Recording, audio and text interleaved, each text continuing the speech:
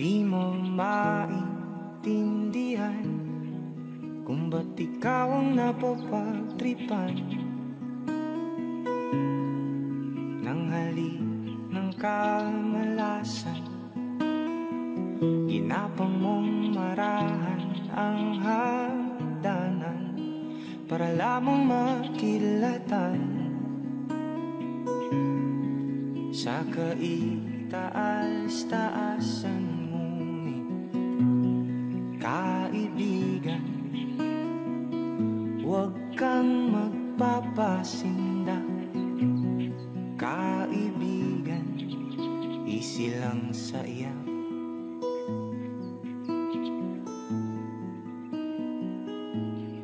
Dahil wala ring mangyayari, tayo'y walang mapapala.